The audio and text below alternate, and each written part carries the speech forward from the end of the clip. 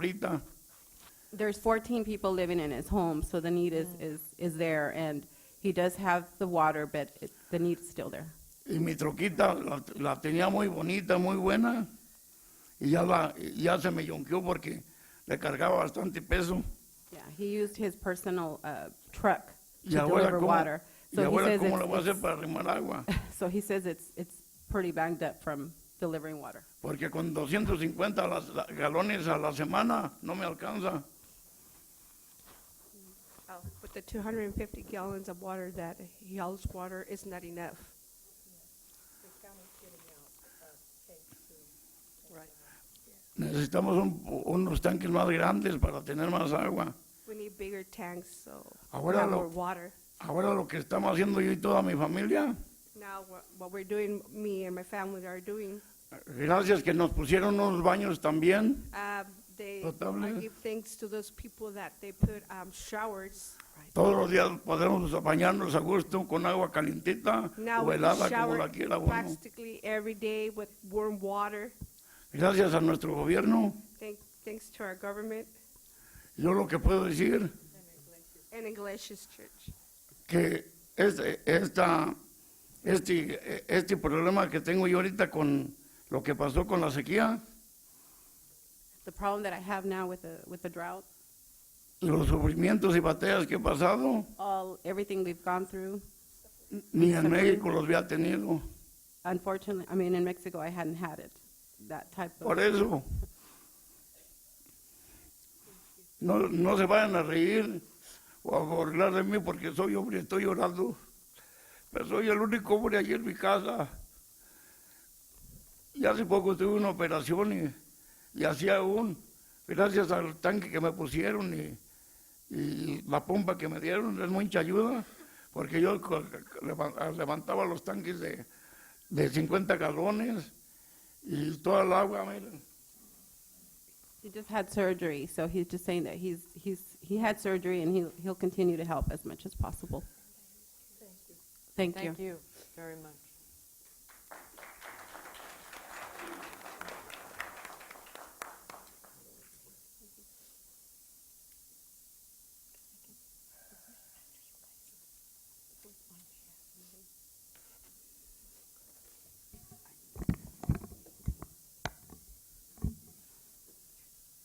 Hola, mi nombre es Edelmira Rodríguez. My name is Elmira Rodriguez. Yo vengo también de la ciudad de Portville. She also lives in Porterville. El mismo problema que han pasado ellos, no tengo agua, tengo 2 casas. En una vive mi hija. Fue el primer two homes. problema que tuvo de sacarse el agua del pozo. She has 2 homes, and one her daughter lives, and she lives in another, and both of them are out of water. Me la llevé para mi casa porque ahí sí tenía todavía agua. Yeah, and one of them still had water, so she brought her daughter to live with her. Porque el pozo se secó en el mes de mayo But then it ran out of water in May, y mi casa después se secó en el mes de julio. and then her other house went out in July. Y me afectó porque, pues, la casa donde está viviendo mi hija no puedo ahorita ni venderla ni rentarla porque no hay agua y tengo que estar. She's found herself in a tough situation because she can't sell the house, she can't rent the house, so she finds herself in a really bad situation where she has 2 houses with no water Sosteniendo pues los pagos de esa casa. and still making 2 house payments, and Incluso yo y mi esposo tenemos un negocio And de she does have a taller de business. mecánica. she has a mechanic shop, her husband and her, También se secó el And- agua ahí. and also the business ran out of water. Bajó mucho el business, bajó. Y también su negocio el también problema. se ve afectado por. I'm so sorry. Her business is coming down because of the situation with no water. Por el problema del agua, porque a los clientes a veces en tiempo de calor, muy difícil porque tienen water cooler. Because they have Y a water también- cooler and it's hard for them to work and it's really hot. It's more than 100 degrees and their workers are You know- drained by the end of the day. La economía también por el agua And the se ha economy. bajado y también muy difícil. So it's La been situación really que estamos hard for her pasando. also. Y es todo, gracias. And she just would like to thank you. Thank you.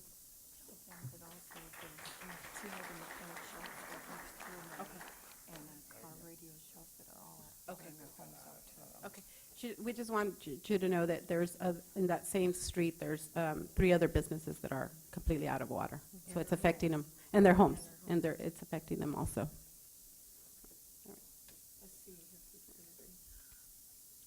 I also wanted to make mention that in Porterville, we also have a blue heron reserve that is dry. And I would also like to mention that we have a blue heron reserve by PDC, the state hospital, that is dry, and it's been dry for almost 3 years. I don't know what's happening to the heron. I think that's part of what that gentleman talked about before. And they did trickle a little water down a couple of days ago, but that's the first time in 2 or 3 years. So we haven't seen much water there either. I don't know whether they've been able to nest or survive. And that's kind of sad, too. Yeah. You wanted to say something real quick? Go ahead.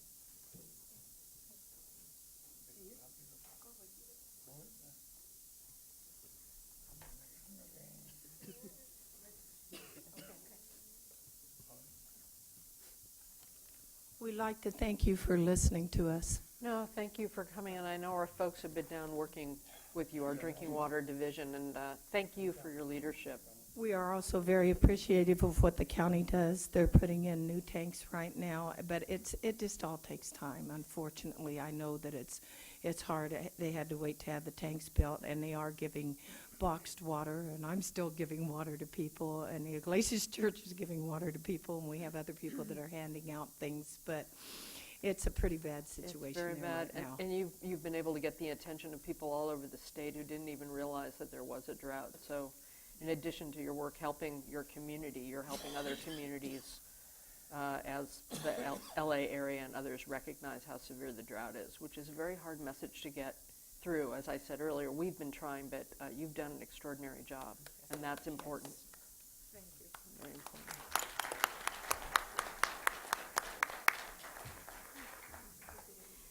Hi, good afternoon.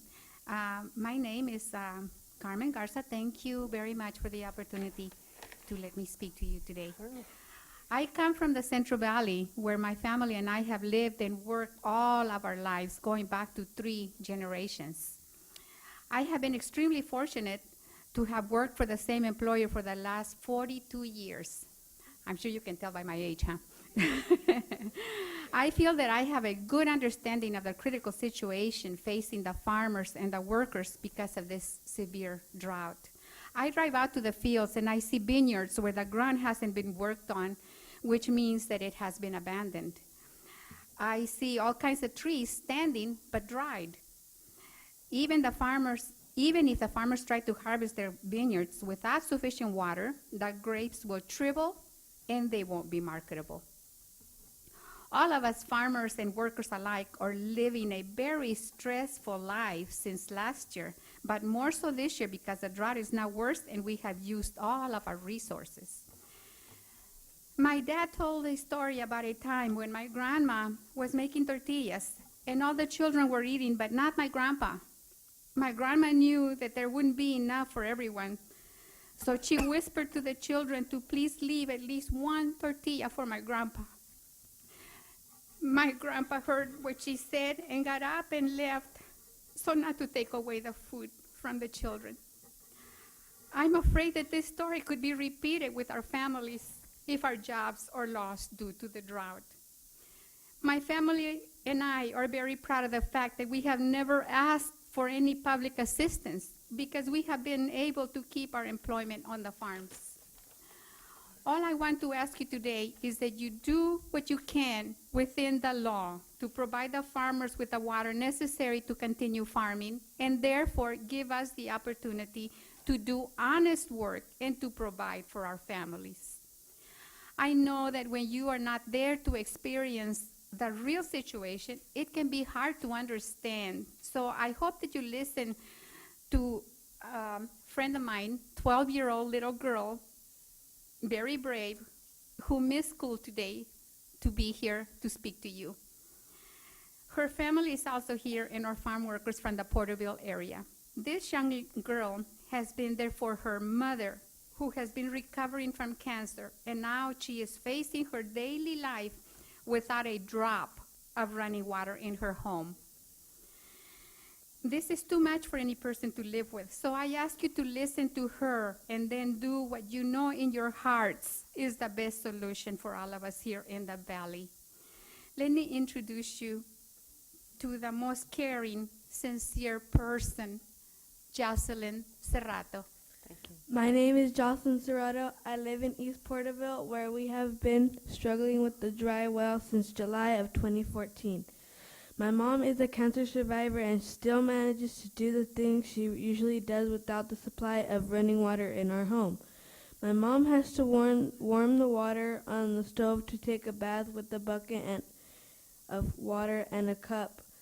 To use the bathroom, we need a bucket of water to flush the toilet every time we need to use the restroom. To brush our teeth, we use a cup of water, so I think all this should not be happening. It is not fair. We need water in the Central Valley. Please help us. Thank you. Thank you. Thank you very much. Jocelyn, for coming.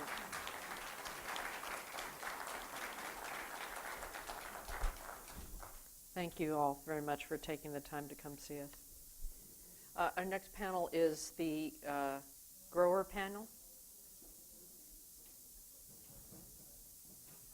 Mr. Nelson, Mr. Bedwell, Mr. Michael. Oh, there you are. I hadn't seen you. Hi.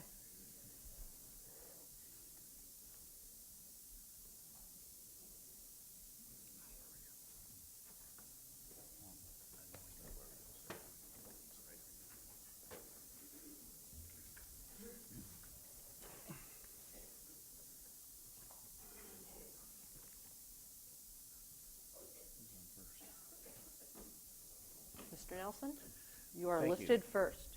Good afternoon, Madam Chair, members of Afternoon. the board. I certainly appreciate the opportunity to be here. I've only rewritten these comments about 4 times since yesterday afternoon, and I wanted to provide something that's a little bit different based upon what we've heard already this morning. I have the distinct pleasure of representing the citrus industry, the growers, the 2,500 growers in the San Joaquin Valley, another 1,000 down in Southern California, the 12,000 farm workers, the 100 packing houses, the $2.4 billion industry, the #1 fresh citrus producing state in the nation.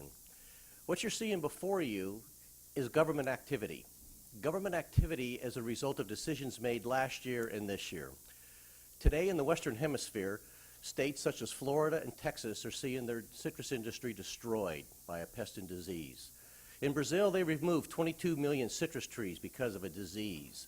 In Florida, they've lost 300,000 acres because of a disease.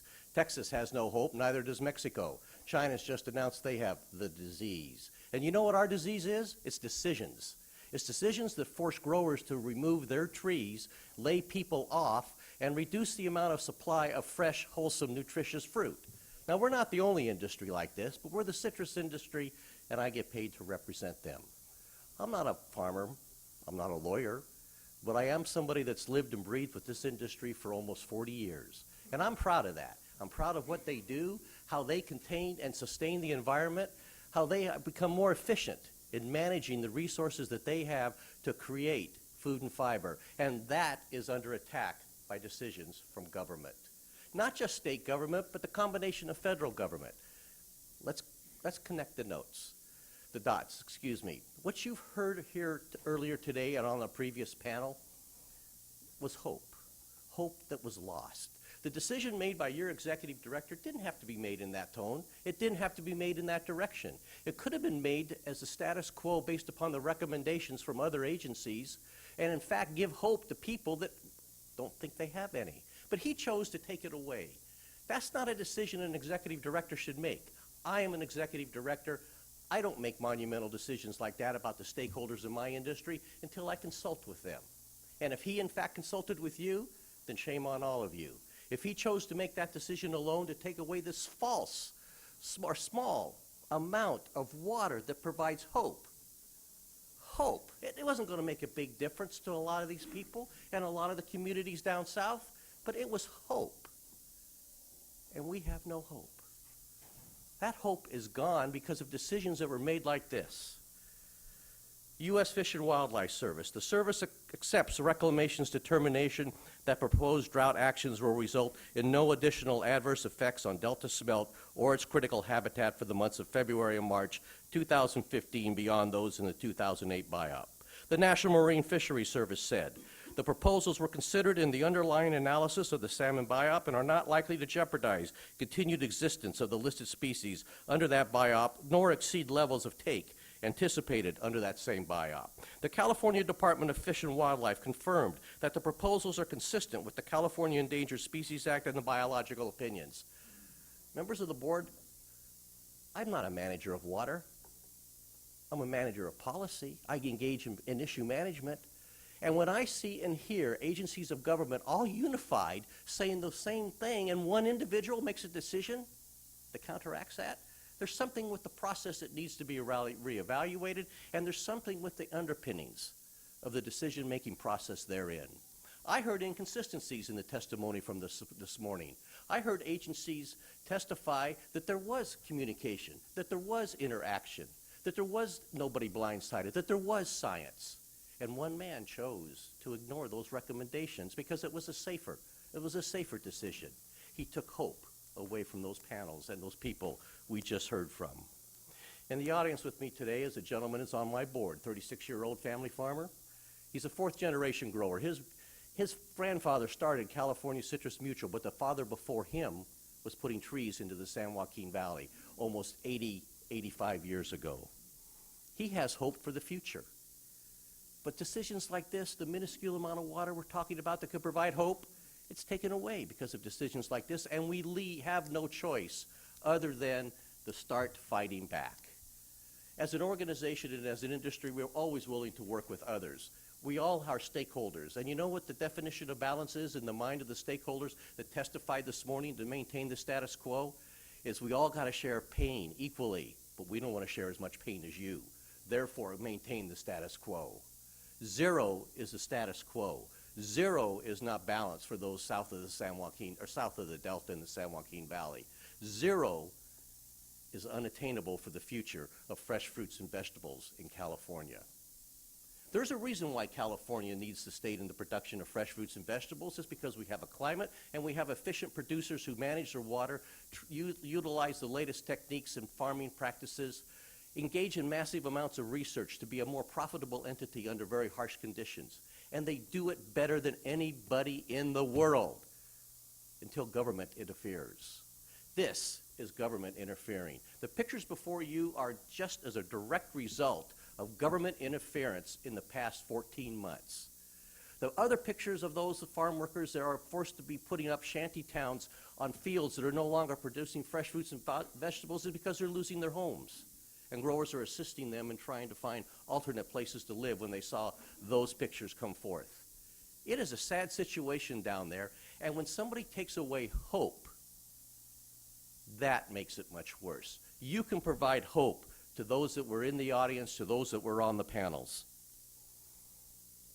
A president of ours, before most of our time, by the name of Dwight D. Eisenhower, once said, farming is pretty easy. And I'm going to paraphrase this a little bit to make it more personal, because this is personal. Farming is easy when you're in a 25-story building and your field is a desk and your pencil is a plow. That's when farming is easy. The reality of it is that farmers were the first environmentalists in this state. I'm proud to be an NGO. I reside in a one-story building in Exeter, California. I don't have a high-rise in San Francisco from which I gather information and create policy statements. I've got a small staff that represents this small industry of $2.4 billion in the whole scheme of the economy of California. Ladies and gentlemen, when we provide the nation's 85% of the fresh citrus, according to USDA, not my statistics, and government policy is affecting the ability of agriculture to do that, let's think about what balance is. Let's think about what hope should be. Let's think about your responsibility in providing it, and if necessary, unfortunately, taking it away. Thank you.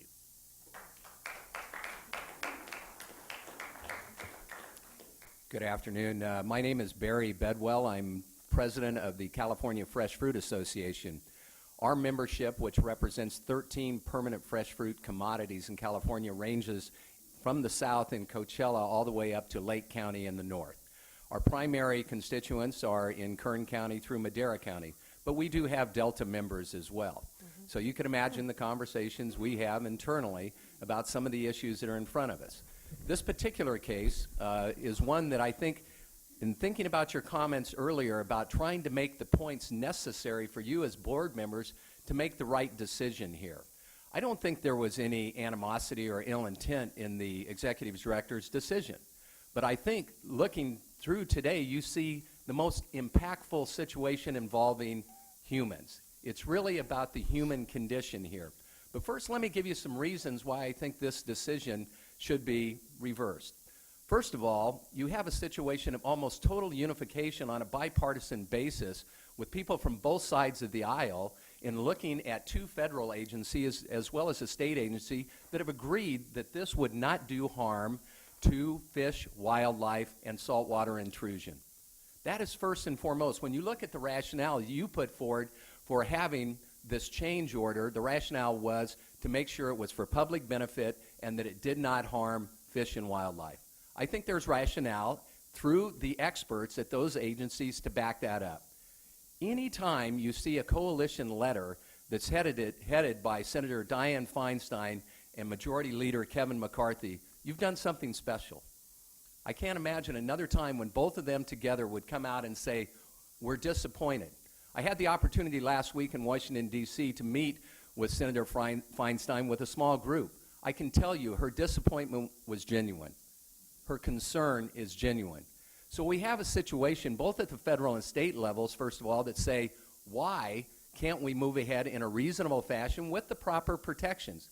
The agencies think they're there. Why can't we move ahead? Number two, I think we all have to think about the benefits when we move water south, particularly to these deprived areas, about our issues involved with groundwater management and the conjunctive use process that we all have to understand. For every acre foot that doesn't move south, that's another acre foot that's going to be pulled out of the ground in a non-sustainable fashion. There is just no getting around that. The more that we can take advantage of the opportunity to move water south, the better we are in looking forward to groundwater management that is truly sustainable. So that's an area, even though we talked about, and I had heard numbers prior to coming in today, that the computations could have been 7,000 to 10,000 acre feet. We heard 5,100 acre feet. It is a minuscule amount. But in the world of these individuals here, that's over 1.5 billion gallons of water. That's not minuscule. That's a lot. And so we have to take advantage of every opportunity. So we've heard today about the human condition, and that's what this really boils down to. Because the fact is, if you look at the statement that was made, and it was really about an elevated risk of entrainment impacts, what we're talking about. So that's fair. We can talk about elevated risk. In some ways, that's a theoretical. But when we talk about the impacts that you've heard today, those are very real. People are living those every day.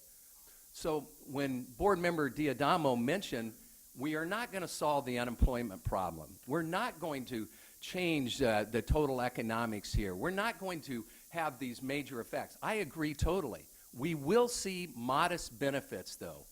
And if you give me the choice, or any reasonable person the choice between elevated risk and modest benefits, I think the decision has to be you take those modest benefits, because you want to send the signal that people matter. So in the final analysis on these very, very difficult questions, and there are debates on both sides, the tie should always go to the people.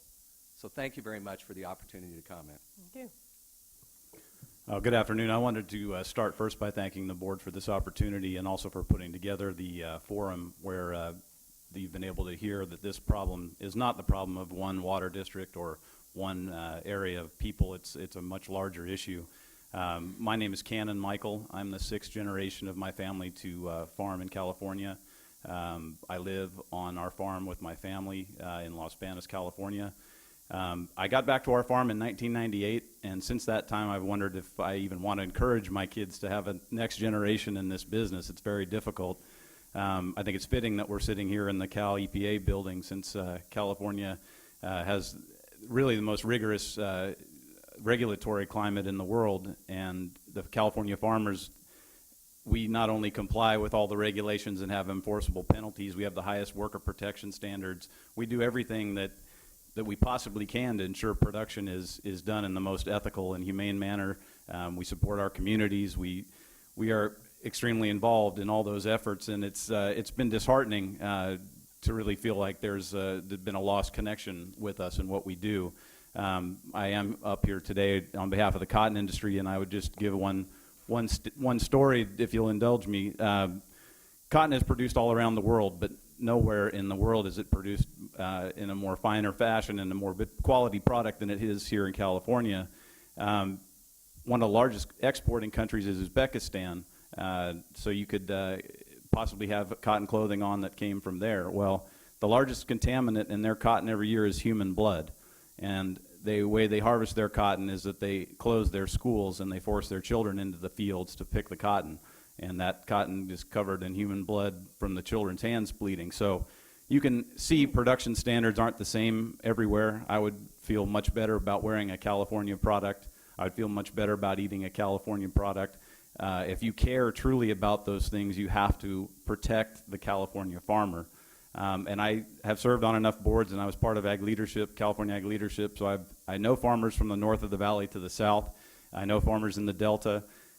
I'm not making this a regional issue, but we're looking at water situations now and decisions that are being made that are impacting areas in the Central Valley and south of the Delta who rely on the Central Valley Project for water. And it's becoming increasingly clear that there seems to be certain people who want to make environmental decisions, potential perceived environmental decisions over actual human distress. You've heard a lot of the human distress today, which has been important. I would have to say, too, I would feel a lot better about the decisions that are being made if we actually saw that the fisheries were recovering, if we actually saw that the reduction of exports since the 1990s is leading to something that's been improving. I think the singular focus on exports is wrong. I think if we all acknowledge that the Delta ecosystem is a vibrant and complex system, it cannot just be one factor that we're going after. We've got predation issues, we've got invasive species, illegal diversions, ammonia discharge from where we are right now. We've obviously got a problem that needs a more complex, more focused solution and collaborative. And I guess that's the other part of this that's very disheartening, was this last decision, because of the idea that you had the fish agencies along with the Bureau, along with DWR, coming together to present something that wasn't some giant water grab or anything like that. It was a very modest ask, and for that to be denied. And I will go back. I have served on a number of boards, and I would say to you as a board, to have your decision, to have a decision like that come from someone on your staff undermines, in my mind, the credibility of this board. I think a decision of that magnitude should have been made either by the board directly, and every day that we've waited since that order was denied, the portion of the exports, that water has not gone to these communities. 2,000 acre-feet of water is the entire water supply for Dos Palos, California in a year. So every gallon is important. And if it's a perceived fish issue, but you have the biologists of the Fish and Wildlife Service and these other folks who've all signed off on it, it just doesn't seem credible to me to make that kind of decision. And it doesn't seem like it is in the best interest of this board to allow staff to do something like that.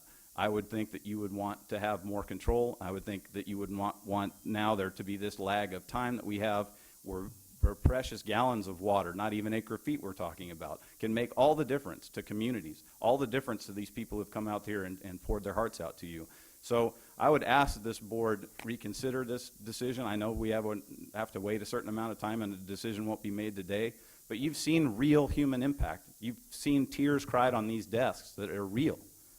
And it's not a fake thing. And I know the fisheries are suffering, but there's more to it than just the export. You had the buy-off of the biologists. I think decisions need to be made in a more transparent and a clearer way, especially when people come to you with collaboration. So anyway, I appreciate the time. I hope you will continue to appreciate California agriculture. Products that come from other places are not produced in the same manner.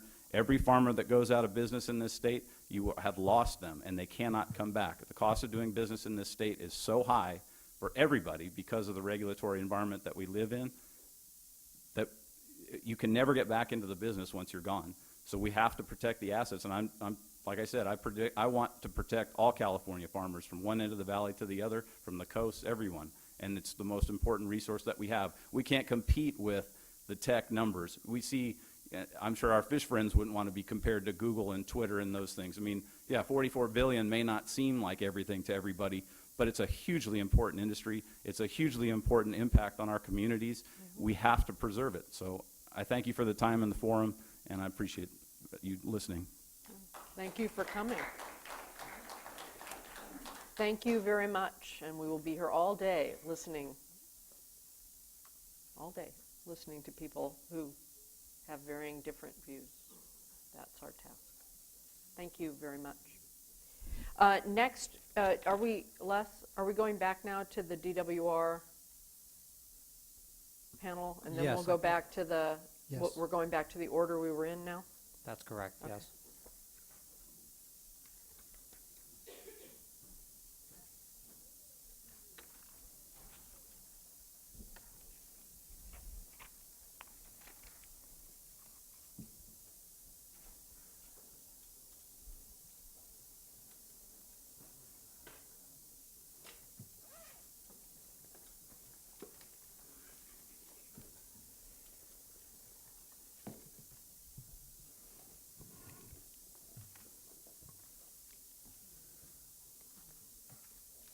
Mr. Lehi, I think you were up. Okay, thank you. Good afternoon. Let's see if we can find the, okay, yeah, there we go. Once again, John Lehi with DWR State Water Project Operations. So I'm going to go into more in depth the temporary urgency change petition, but I want to lay the groundwork, feed off of Bill Croyle's presentation this afternoon a bit. So Bill talked about the precip numbers and the surface storage numbers as far as where we sit this year. I think one of the key takeaways for me is what Bill started with at the very beginning of this workshop. As far as the snowpack is concerned, the snowpack is really, that's the big storage for water supply for the state. And that's what is so unique and exceptional about this year as well as last year. I think if you recall the number, 22% of normal to date for snowpack statewide. That's actually down from last year as far as snowpack is concerned. The Northern Sierra is doing slightly better. But if you recall, we had a fairly decent February, March last year. If we don't see the same thing this year, we could be trailing last year's snowpack volumes by the time we get to the end of March. And so that's where the rubber really hits the road is not the precip amounts, it's the actual runoff that results. So this results from both the direct runoff from the precip and snowpack melt. So what you have here on the slide in front of you is the evaluation by DWR's Division of Flood Management, which incorporates all the snow survey information based on February 1st snowpack. And what goes along with that is determining the year type under various exceedances. So this is for the Sacramento Valley year type. And you can see that now their assessment as of February 1st conditions is that from median case, a precip from February 1st on and drier, we're looking at a critical year type for the Sacramento River Basin. There's still 25% chance of a dry to below normal and there was a 10% chance of an above normal water year as of February 1st. Now it looks like the month of February is going to be below average based on the most recent forecast, and despite the rain event we saw early in the month. The Sacramento Valley, we all know, is doing even worse than San Joaquin is doing even worse than the Sacramento Valley. And again, critical year type, 50%, and dry year type at 25%, and below normal. Actually, it's above normal right on the border, above normal but below normal for the 10%. But all that being said, I think it's pretty clear that, and based on what we've experienced so far in February, that we're looking at another critically dry year. So I'm going to go out on a limb and update. This is a graphic that displayed last month. I've added another year to the total here. So despite the fact that we're looking at a fourth year of drought, you look at the cumulative effects of the 3-year drought prior to 2011, plus this 4th year of the current drought, and we have 8 out of the past 9 years have been below normal or drier for the Sacramento Valley, and actually drier than that for the San Joaquin. And so that's color-coded, the chart there. So orange, yellow, red represent the below normal type years, dry and critical. And you can see the one blue, 2011, which was a wet year. So it's important to put in context not only how dry this year is, but in context to where have we been for almost the last decade now.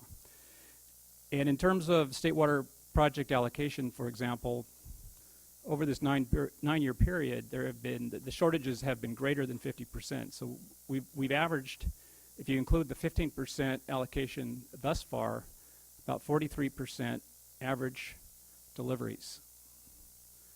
So there's really a cumulative effect to this for our customers. And just a reminder, that's over 25 million Californians receive at least part of their supply from the State Water Project. 750,000 acres of agricultural land. So the context is important. So for example, a lot has been made about the 15% allocation this year being greater than last year. If you go to the next slide here, here's the sorted State Water Project allocations from 1968 through this year. And so I don't see much to cheer about with the second lowest allocation in the project's history coming on the heels of the lowest allocation on the project's history. Again, this is resulting in record low groundwater levels. It's resulting in our customers digging very deep into their supplies, greatly depleting their surface water supplies, coming up with emergency measures within the local districts in order to manage the sources that they have. This is also in context of a more regional drought, as Bill had indicated. The Colorado Basin is not doing particularly well either. There was a question about the water in San Luis, as far as State Water Project supply. The water that we have in San Luis, to put it in perspective, is about equal to that 15% allocation that we are currently have allocated. So that's just a fraction of the supplies that we would expect to see for the year. And again, with no snowpack, we cannot really count on any additional supplies to allocate to our customers for the remainder of the year. Now we're hoping to be able to inch up on that allocation as we've been able to export a little bit more than our very conservative estimates here. And so, for example, we're assessing the exports that we've been able to do here in February. And there may be some opportunities for increases in allocation as we can put those supplies in San Luis. But clearly they would be in the same context as far as the second lowest on record.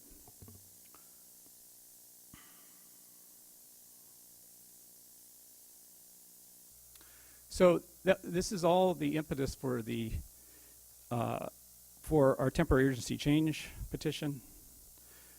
You know, it's an exceptional drought, and so this has required us to make an exceptional request of the board. It's not a decision we've taken lightly, but you really have to put this in context of the longer term dry period that we're experiencing. So the purposes of our requests are, you can put them in three categories. It's somewhat overlap, some of them, but essentially the conservation of upstream storage and again, that storage can be used for the hydraulic barrier, for salinity control, and for multiple purposes, including the temperature, meeting temperature objectives upstream.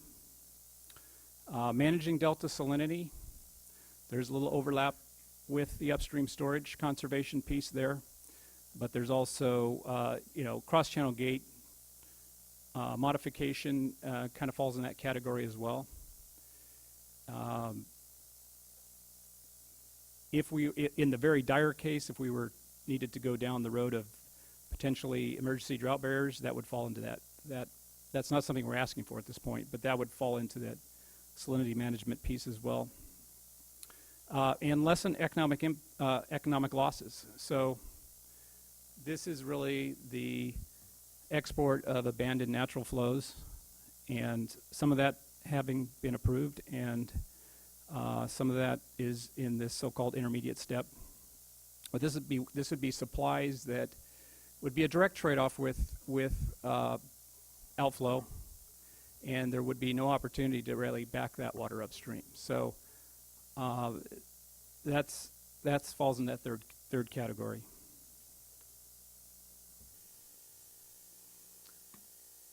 So this was the chart that we put in our January 15th drought contingency plan, and it laid out the three different scenarios that the board had asked for, as far as hydrology, 50, 90, 99. And this was guidance generally for what types of modifications we would ask for to meet these three objectives that I just went over the previous slide. And so there's never any hydrology that fits very perfectly in any one scenario. It could be wetter in one region, a little bit drier in another, but every basin gets hit a little bit differently. But this is useful as far as general guidance on what types of asks could occur in the future. And it informed our first temporary urgency change petition that covered the February-March period. Now, between the time that we were developing and preparing the January 15th contingency plan and then how the month of January ended up, as Bill had shown on his previous slide this morning, what is normally our most productive water supply month for the year, January, turned out to be historically low, the lowest on the record for January. So that changed the dynamic quite a bit. That is probably one of the biggest reasons we went for this additional ask on the so-called intermediate step for the exports, which I'll go into in more detail here shortly. So these are the four main items that we had asked for in the January 23rd TUCP, as was outlined this morning by board staff, by the executive director. And we greatly appreciate the executive director in his quick turnaround and quick response and approval of most of our petition. It is greatly appreciated. In fact, we were given the benefit of the doubt for the first 3 days of February and granted approval on all of it, including the intermediate step, until Executive Director had an opportunity to really digest our last-minute urgency change petition. Did you implement the intermediate step during We that did. time? We did implement it the first 3 days of February. And there's a graphic that'll be coming up here shortly that'll show you what the effects of that were on water supply. So then subsequent on February 4th, of course, the final order did not approve it. We respect the decision. This is very difficult, challenging, balancing decisions that are being made here. So absolutely respect the decision. Of course, we disagree with it, but we do understand this is a challenging balance that we're trying to achieve.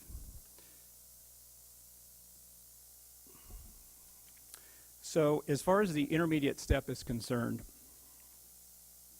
and perhaps we just need to make a stronger case today on this, and that's partly what I'm going to attempt to do here. So there are two aspects to the export of natural and abandoned flows. One of them applies to NDOIs greater than 7,100, and so this would be this was approved in last year's TUCP, and it was approved for this year's as well. So this would include any flows, any requirements for X2 that would be farther west than 7,100, which is the Collinsville location. Some of those natural and abandoned flows could be exported. What we added as we continue down this road of dry years, and having come off the driest January on record, we expanded that, which we think was a fairly modest proposal, which was to allow for the export of natural and abandoned flows between 5,500 and 7,100 CFS. Now, here's this additional step comes with it additional fishery, ensures additional fishery protections just by the nature of the request. So the table that you see there below for February and March indicates the other controlling regulations on the exports. You have the EI ratio, and you have the Old and Middle River flow criteria that are within both the SMELT opinion and the NIMS opinion. But in the export of natural and abandoned flows above 7,100, as Mr. Howard indicated this morning, we did trigger the 45% requirement for February. So that would still be the constraining exports above 7,100. Also in play, we have at the very least restrictive would be the minus 5,000 under the BIOPS for OMR. The EI goes back to 35% in March. Under the nature of the intermediate step, the greatest the EI ratio, the export to inflow ratio, would be in the order of 20 to 35%. So and that would only be at one particular mark where we're exporting right at the 3,500. Outflow would be about, inflow would need to be about 10,000 to achieve that. So that would put us right at the 35% EI, and that would represent the worst case as far as the EI is concerned in relation to the operations at that point. Also, the 3,500 export, combined export, in combination with even a very conservative estimate of San Joaquin flows, would achieve at a minimum a minus 3,200 Old and Middle River, so a less negative Old and Middle River type flow associated with that 3,500 proposal. And so that's the same with March. The only difference with March is that under D1641, the EI ratio is 35%. But the other footnote here is, of course, the exports will always be subject to even more protective Old and Middle River restrictions should they be deemed necessary by the fishery agencies under either BIOP. So even if we were approved to go to the 3,500 export in that range, even that 3,500 would be subject, if there was concern with the fishery, that could be ratcheted back to something much less negative than even the 3,200. So that protection would remain in place.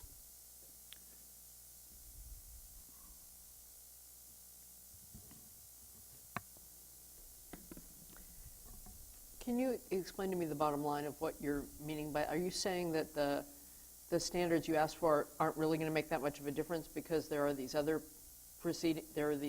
measures that would protect against the concern Well, I guess that was expressed for the estuary? Well, I guess what I'm saying is these other protections could actually govern the operations, and they would be more protective for the fishery than even what we're asking for. And those are independent of